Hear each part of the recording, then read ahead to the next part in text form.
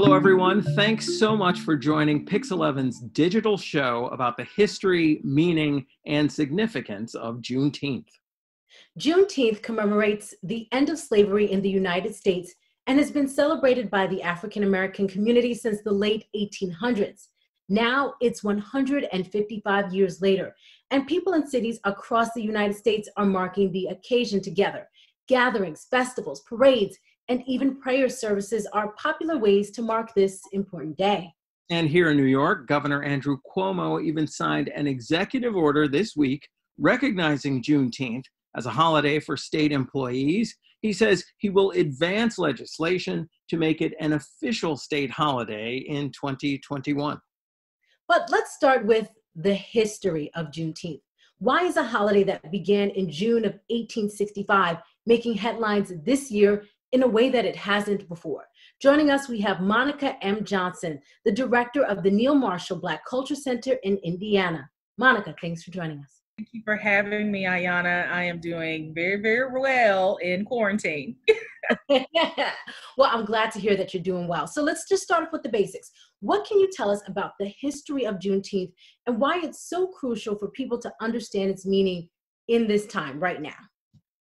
First and foremost, Juneteenth is the celebration of the day, June 19, 1865, when Major General Gordon Granger entered Galveston, Texas with Union troops and delivered a special information that for some reason had not yet made it to Texas. And it was essentially the Emancipation Proclamation. He essentially at that time told all in Galveston that the enslaved people were free. And on that day, of course, they celebrated their freedom. So even today, 155 years later, as you have mentioned, people of African American communities at times still question what freedom truly means, and if these communities have truly been free, if you will, to fully enjoy life, liberty, and pursuit of happiness in the way that it had been granted to others within this country for centuries. Absolutely, Monica. Juneteenth, it's still not taught in many schools, right? I know it certainly wasn't in the textbooks when I was growing up.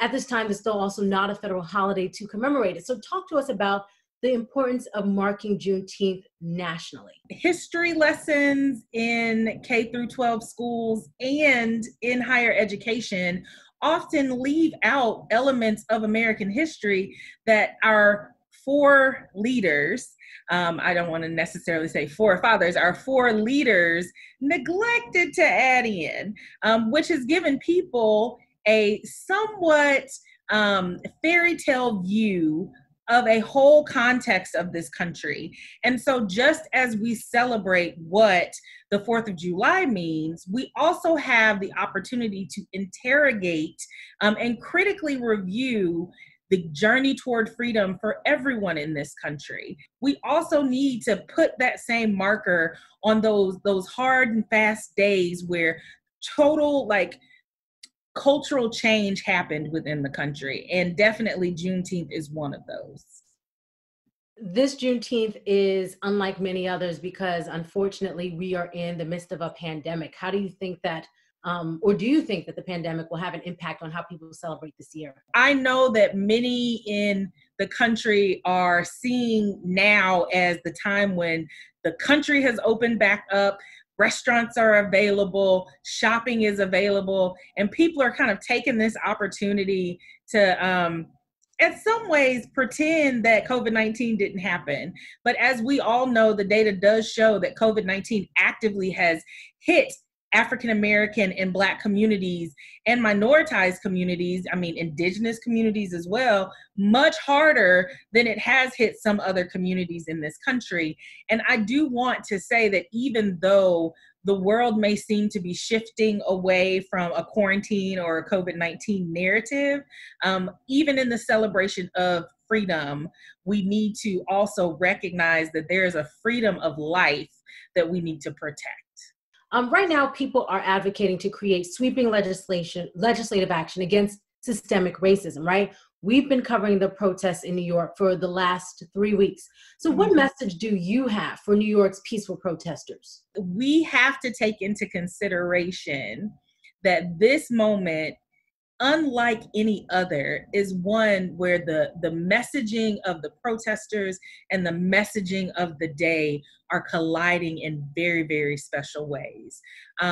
So I know that folks are out in the streets. They are not just in the streets. Folks are navigating in grassroots organizations. They are working on these legislative pieces and actions in tandem. And I think we need to just understand that all of those things work together in very, very special ways. Monica, thank you so much for your time. It was really, really great having your insight. Thanks for having me. Also joining us today, we have Claire Belageau, Director of Education for the Historic House Museum in Oyster Bay, Long Island. Thanks for joining us to talk Long Island history, Claire, on this Juneteenth. Very interesting convergence of Long Island history and this holiday. Now, I'm not sure if everyone knows this, but Long Island had the largest slave population of any rural or urban area in the North for most of the colonial era. I only learned that a couple of years ago.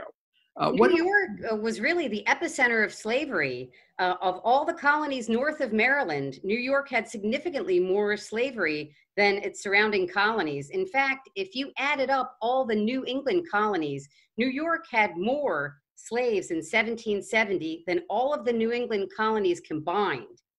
In fact, we had more slaves in 1770 than the colony of Georgia. So New Yorkers need to recognize our slave history. Yeah. Also, is it possible, based on what you're saying, I mean, we often say things like, people of African descent built this country. It sounds like that very much is a strong statement that applies to New York. Especially New York, yes. And Long Island, too. They were doing all the hard work and all of the building of all of our towns. And so when we think of the earliest settlers to Long Island, we need to start populating our imagination with African Americans. And they were then born here for generations. Many people associate people who were enslaved here as all of them coming directly from Africa. But of course, many, many generations of them were born New Yorkers, lived their entire lives as New Yorkers. And so by 1703, 40% of New York City residents owned slaves. Well, I think that is going to come as a significant surprise to a lot of folks tuning in. Now, in contrast to the enslaved work crew-oriented plantations of the South, I read that most Long Island slaveholders were farmers who usually only owned 1 to 3 slaves to work. And I have to disagree with that. What I like to do is direct research. I like to physically go into records and count them. And that's why I count 19 at the Townsend home. But they weren't unusual. Wealthy families often owned 12 to 15 enslaved people. And that's because all of those people were having families. So one of the main ways you could obtain a slave was by owning a woman who had a child. If you owned a woman and she had 3 or 4 children, you now had 5 slaves. And that's the math that no one understands. There's really no such thing as having 1 or 2 enslaved people. People had many, many slaves here, and they were family groups. I think a lot of people think of that sort of setup as something that you'd find in Virginia or in the Carolinas.